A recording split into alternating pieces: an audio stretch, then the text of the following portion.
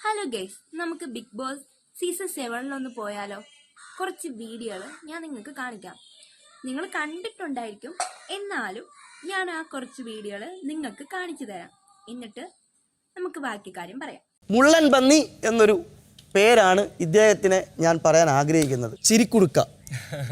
അങ്ങനെ വന്നപ്പോൾ ഞാൻ ഇവിടെ വന്നപ്പോൾ 2 പൂമ്പാറ്റകളെ കണ്ടു. എനിക്ക് അതുകൊണ്ട് ഇവരെ പൂമ്പാറ്റകളെന്ന് വിളിക്കാൻ ഇഷ്ടം. ഒരു കാര്യം കഴമ്പില്ലാത്ത പറയുന്നതാണ് ഡെല്ലുലു. എൻ്റെ വൈബുമായിട്ട് കണക്ട് ചെയ്ത് നിൽക്കുന്ന ഒരാളായിട്ടും എനിക്ക് തോന്നി. ഇഷ്ടമല്ലാത്ത ആള് രഞ്ജിത്തേട്ടൻ. എനിക്കിവിടെ ഇഷ്ടമല്ലാത്തത് അനീഷേട്ടൻ. പുള്ളിയുടെ വിചാരം പുള്ളി ഇവിടുത്തെ വലിയ രാജാവാണ്, വലിയ സംഭവമാണെന്ന്. സോ ഞാൻ എവിടെയുണ്ടോ അവിടെ ഇങ്ങനെ വരുന്നതായിട്ട് വേട്ടപ്പട്ടിയായിട്ട് എനിക്ക് തോന്നി. സോ വേട്ടപ്പട്ടി എന്ന് ഞാൻ ഒരു വ്യക്തിയാണ് ഉണ്ണിക്കുട്ടൻ. പാഷണത്തി ക്രിമി, പേര് പാഷണത്തി ക്രിമി. നല്ല ഗെയിം അല്ലേ? ഓരോരുത്തർക്കും ഓരോ പേരുകൾ വെച്ച് എല്ലാരും കൊടുക്കുകയാണ്, ഇഷ്ടമുള്ളവർക്കും ഇഷ്ടമില്ലാത്തവർക്കും. പക്ഷെ അതിനിടയ്ക്ക് ഒരു പേര് കേട്ടില്ലേ? ഞാനും കേട്ടു. നമുക്കൊന്നും കൂടി എല്ലാവരും അവരവർക്ക് ഇഷ്ടപ്പെട്ട നല്ല നല്ല പേരുകളാണ് കൊടുത്തിട്ടുള്ളത്. അത് കേൾക്കുമ്പോൾ തന്നെ നമുക്കൊരു കുസൃതിയും ഒരു ചിരിയും ഒരു തമാശക്കുള്ള രീതിയിലുള്ള ഓരോ പേരുകൾ. പക്ഷെ ഈ അക്ബറിന് മാത്രം കിട്ടിയത് സെപ്റ്റി ടാങ്ക്. അതും രേണു ചേച്ചിയെ കണ്ടപ്പോ അക്ബറിന് ഈ സെപ്റ്റി ടാങ്ക് എന്ന് വിളിക്കാൻ എങ്ങനെയാണ് തോന്നിയത്? ആ രേണു ചേച്ചി എന്ത് തെറ്റ് ചെയ്തിട്ടാണ് ഇത്രയും വൃത്തികെട്ട ഒരു പേര് തെരഞ്ഞെടുത്തത്? വെളിയിൽ നല്ല നെഗറ്റീവാണ്, അതുകൊണ്ട് എനിക്ക് എന്ത് വേണേലും വിളിക്കാം. കാരണം എപ്പോഴും നെഗറ്റീവ് ഉള്ള ഒരാളായതുകൊണ്ട് അത് എന്നും നെഗറ്റീവായിട്ട് തന്നെ ഇരിക്കും എന്ന് കരുതി വായി തോന്നിവസരത്തിനുള്ള പേരുകൾ ഇട്ട് അവർക്ക് നെഗറ്റീവായിട്ട് നിൽക്കുന്നുണ്ട്. എനിക്കത് യാതൊരു പ്രശ്നവും ഉണ്ടാവത്തില്ല എന്ന് കരുതി നിങ്ങളുടെ വാ കൊണ്ട് വിളിച്ചിട്ടുണ്ടായിരുന്ന ആ പേരുണ്ടല്ലോ, അത് ആർക്കാണ് ചേരുന്നത് എന്ന് ആദ്യം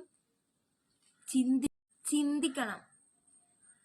ഇത്രയും വൃത്തികെട്ട പേര് വിളിച്ചതിന് നിങ്ങളൊന്ന് ഓർക്കണം. നിങ്ങൾക്കൊരു ഉമ്മയുണ്ട്, ഭാര്യയുണ്ട്, സഹോദരികൾ ഉണ്ടായിരിക്കും. അതുപോലെ ഒരു അമ്മയും ഒരു സഹോദരിയും ഒരു ഭാര്യയൊക്കെയാണ്. എന്തിനാണ് ഇത്രയും ഒരു പിച്ചി കീറുന്ന രീതിയിലുള്ള ഒരു രീതികൾ നിങ്ങളൊക്കെ ആ പാവത്തിനോട് കാണിക്കുന്നതെന്ന് വെച്ചാൽ എനിക്കറിയില്ല. എന്ത് തെറ്റാണ് അവർ ചെയ്തിട്ടുള്ളത്? അക്ബറെ, നീ വിചാരിക്കും വെളിയില് നിന്റെ ഫോട്ടോ ഒക്കെ വെച്ച് നല്ല BGM ഒക്കെ ഇട്ട് ഭയങ്കര പവർഫുൾ ആയിട്ട് എല്ലാവരും സ്റ്റോറിയും സ്റ്റാറ്റസ് ഒക്കെ വെച്ച് നിന്നെ വലിയ രീതിയിൽ അങ്ങ് പൊക്കുമെന്ന്. പക്ഷെ അത് തെറ്റിപ്പോയി. കാരണം നിന്നെ അത്രമാത്രം പൊക്കി ഉയർത്താൻ മാത്രം നീ ഒന്നും ചെയ്തിട്ടില്ല. നീ ഒന്ന് ചിന്തിക്കണമായിരുന്നു.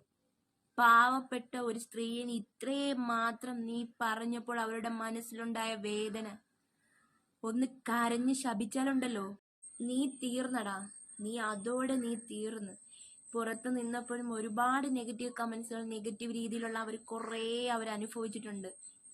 എന്നാൽ പോലും അവരുടെ മനസ്സിലുണ്ടായ ആ മുറിവ് അത് നീ കണ്ടില്ലെന്ന് നടിക്കരുത്. നീ ഇനി എത്ര ക്ഷമ ചോദിച്ചാലും എത്ര സോറി പറഞ്ഞിട്ടും ഒരു കാര്യവും ഇല്ല. കാരണം നീ അത് ചിന്തിച്ച് വേണമായിരുന്നു. നിനക്ക് എത്രയോ പേരുണ്ടായിരുന്നു, നിനക്ക് ഇടാമായിരുന്നു. പക്ഷെ നീ ചെയ്ത് തെറ്റ്.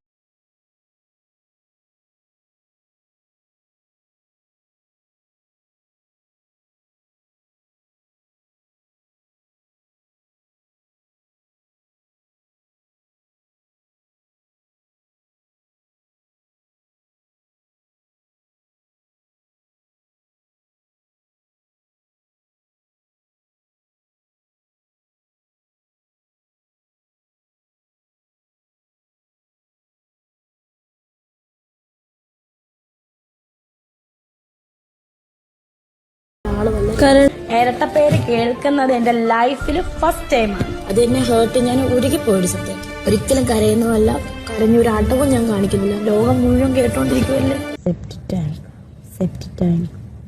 എന്ത് കഷ്ടപ്പെട്ടിട്ടാണെന്നറിയാമോ? ഭർത്താവില്ലാത്തതുകൊണ്ട് കേൾക്കാത്ത പേരുകളൊന്നുമില്ല. എന്തൊക്കെ പേര് കേൾക്കുമെന്നറിയാം. എന്റെ പൊന്നുകുഞ്ഞേ, പങ്കാളികൾ നമ്മളായിട്ടൊക്കെ പോലെ ദൈവമേ, ഒരിക്കലും ആർക്കും ഇത് വരത്തില്ല. പേര് കേട്ട് അവരൊന്ന് ഒരുങ്ങിപ്പോയി കഴിഞ്ഞപ്പോൾ അത്രയും കേട്ട് സഹിച്ച് ആ കുഞ്ഞുങ്ങളെ വളർത്തുന്ന ഓരോ അമ്മമാരുടെ ശബ്ദമായി മാറാനാണ്. ഒരു പെണ്ണ് അനുഭവിക്കുന്ന വേദനയൊന്നും നിങ്ങൾക്കൊന്നും പറഞ്ഞാൽ മനസ്സിലാവില്ല. അത് അനുഭവിച്ചവർക്ക് മാത്രമേ അറിയാവുള്ളൂ. ഒരു ഭർത്താവ് മരിച്ച ഒരു വിധവ, അല്ലെങ്കിൽ ഒരു ഭർത്താവ് കളഞ്ഞിട്ട് ഉപേക്ഷിച്ചിട്ട് പോയ അങ്ങനെയൊക്കെ ഒരുപാട് കേസുകളുണ്ട്.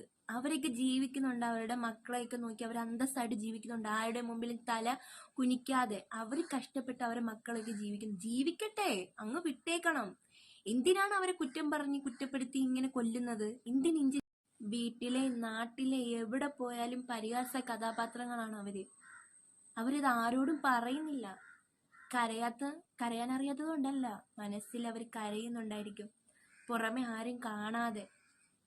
എന്തിനാണ് ഇങ്ങനെയൊക്കെ എല്ലാരെയും ഇങ്ങനെ ശിക്ഷിക്കുന്ന രീതിയിലുള്ള ഓരോ വാക്കുകൾ? അവരുടെ മനസ്സിൽ ആ വേദനകൾ അവർ ഒളിപ്പിച്ചു വെച്ചിട്ടായിരിക്കും ചിലപ്പോൾ അവിടെ നിങ്ങളുടെയൊക്കെ മുമ്പിൽ ഏറ്റുമുട്ടുന്നത്. ദയവ് ചെയ്ത് ഇങ്ങനത്തെ വൃത്തികെട്ട വാക്കുകൾ ഇനി ഉപയോഗിക്കരുത്. എന്തായാലും സാറ്റർഡേ വരുമ്പോൾ ഇത് ലാലേട്ടൻ ചോദിക്കുക തന്നെ ചെയ്യണം. ഇത്രയും തരം തീർന്ന രീതിയിലുള്ള ഈ വിളിക്ക് ലാലേട്ടൻ ചോദിക്കുക തന്നെ ചെയ്യണം. അതുപോലെ തന്നെ നല്ലൊരു പനിഷ്മെന്റ് എന്തായാലും അക്ബറിന് കൊടുക്കുകയും വേണം. എനിക്ക് ഇത്രയാണ് പറയാനുള്ളത്. ഈ വീഡിയോ കണ്ടിട്ട് നിങ്ങൾക്ക് എന്താണ് പറയാനുള്ളത്? നിങ്ങളുടെ അഭിപ്രായം എന്താണ്? ഇതിന് യോജിക്കുന്നുണ്ടോ ഇല്ലയോ? എത്ര പേര് ഇതിനോട് യോജിക്കുന്നുണ്ടെന്ന് കമന്റ്സ് ചെയ്യുക. അതുപോലെ തന്നെ രേണു സുധീനെ സപ്പോർട്ട് ചെയ്യുന്നവരും അനുകൂലിക്കുന്നവരും ഒക്കെ ഈ കമന്റ്സ് ബോക്സിൽ രേഖപ്പെടുത്തേണ്ടതാണ്.